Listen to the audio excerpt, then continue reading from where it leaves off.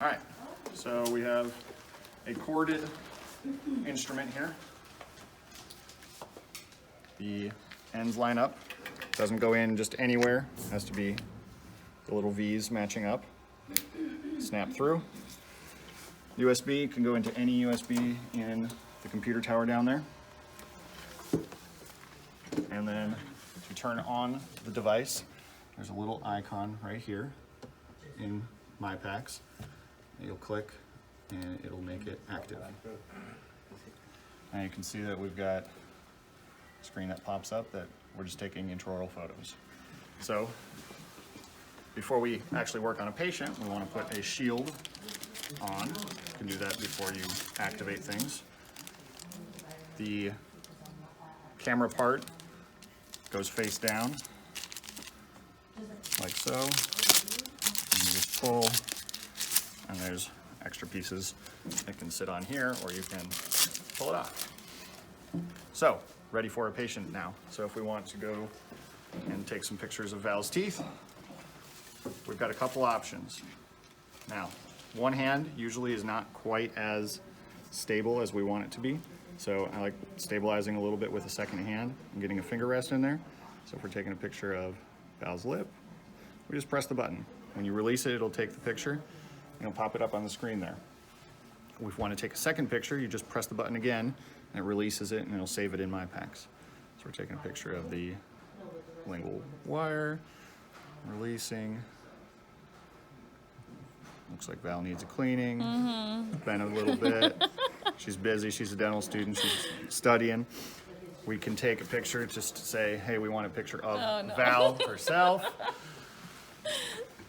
When we do that, those all will save on captured images that just pop up right through here.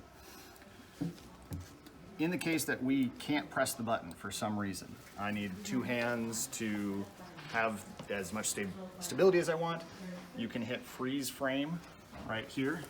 So if someone hits freeze frame, it takes the picture, and then capture image will save that to the rest of the images. Release frame would just say, I don't want that one. I'm recording you. You should.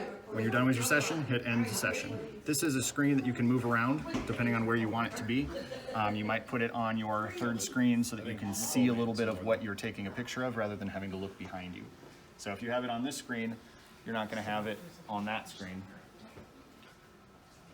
Definitely going to make a difference. So when you're done, hit end session, and you can manipulate the photos however you want here in a template. Move them up and down from the template, etc.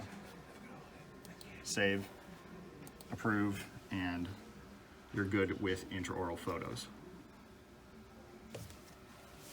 To do the subenamel transillumination, we've got a device here that slips over the device. This part gets sterilized, can go through 300 cycles and then gets replaced. This part is very, very expensive, has batteries in it, and cannot be sterilized, needs to be wiped down. So they go together and then slip over the top of there. And you can use this to take pictures just like normal, but when you want to turn on the device, there's a little button right here. And here's the IT issue that we had. You have to go to the system tray right here, this little up arrow, and double click on this Iris X80 color mode. So just a left double click, and that turns the lights off so that you can use the subenamel transilluminator.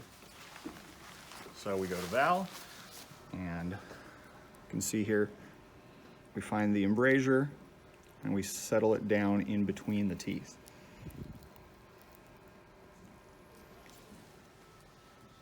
That's what we're looking at. Now you notice there's quite a bit of saliva through there. Dry teeth are going to be a little easier to see, but we can move back and forth, take pictures as necessary. This really only works on posterior teeth.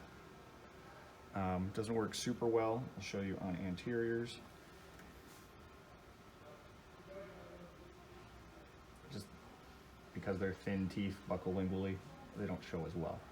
But definitely can find little defects in them, move them around however may be.